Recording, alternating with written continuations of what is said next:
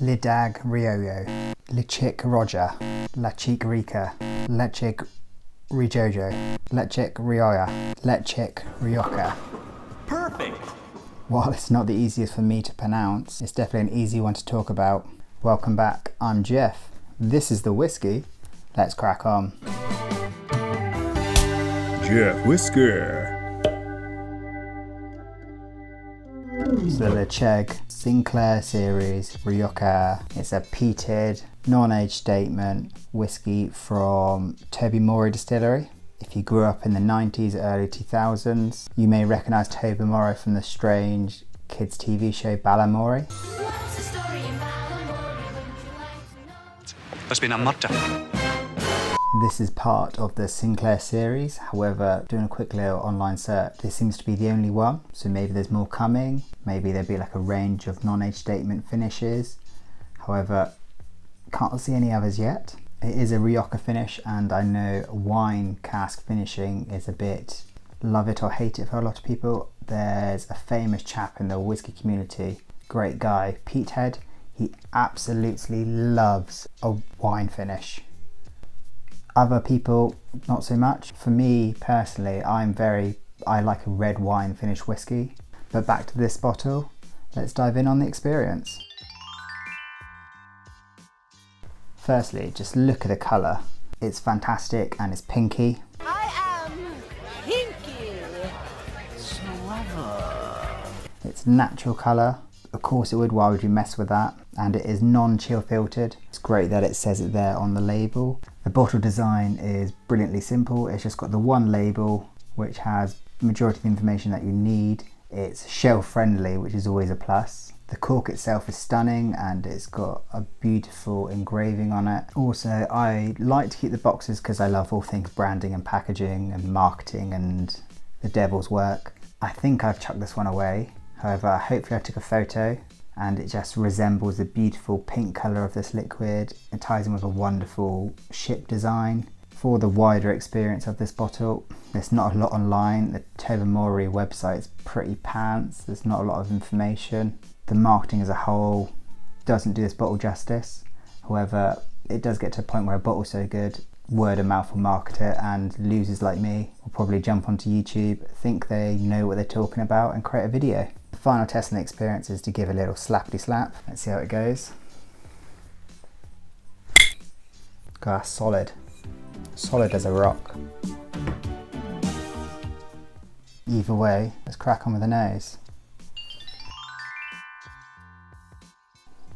Straight away, this wonderful sweetness of berries and overlying peat smoke just really carry the fruity aspects around.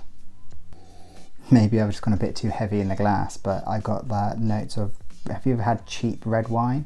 So it's kind of very heavy, very dense, slightly artificial, maybe plasticky, or just doesn't smell quite right. The peatiness on it is wonderful. It's not in your face and it balances perfectly with the fruity notes. I previously poured myself a glass of this, ended up leaving it for a couple hours, and when I returned to the kitchen it was wonderful. Like the whole room just smelt with this glorious fruity peat, and if they do that as a Glade plug-in, I'm interested. Apart from that kind of strange, it's not a pleasant plasticky note, but it's like an artificial aroma. It's a pretty solid nose, and for that it's going to get 4 out of 6 Jeff. Alright, that's enough time wasted. Let's get to the tasted. Now the first sip does feel a little thinner than the 46.3 ABV would suggest. After that, lots of flavours flush the forefront.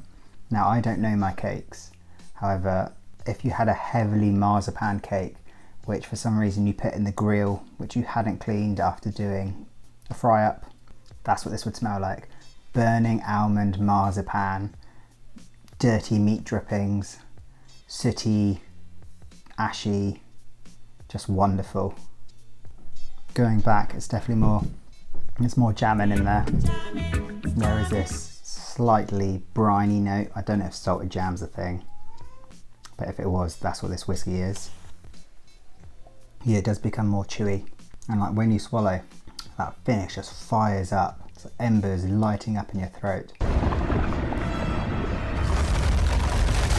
A whiskey that always reminds me of is Bamor. I mean, I always have this vegetable cabbagey note, and that's what I'm getting at the end of this. I'm getting that sweetness, and then on top of that I'm getting this thick layer of charcoal, like of lovely smoke, and then on top of that boiled sprouts. Maybe Marmite sprouts, have you had them? I'm sure that's a thing. Either way, I'll be sad to see this go.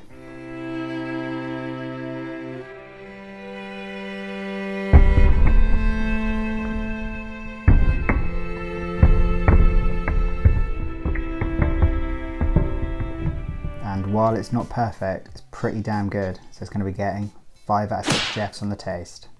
Now to the selling point, let's talk money.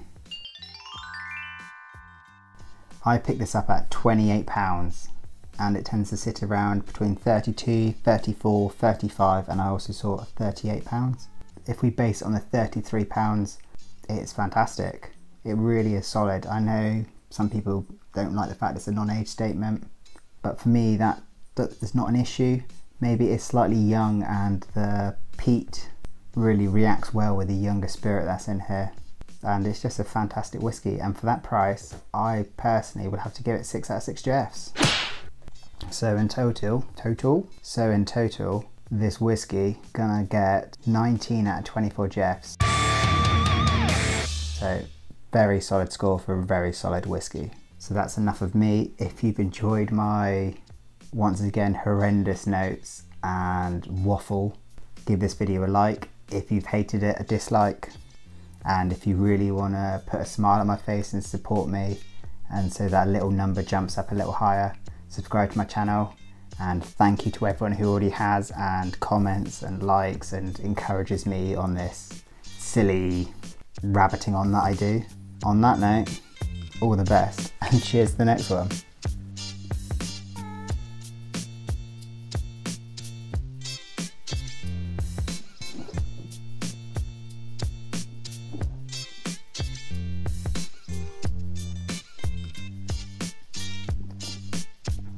That is bloody lovely.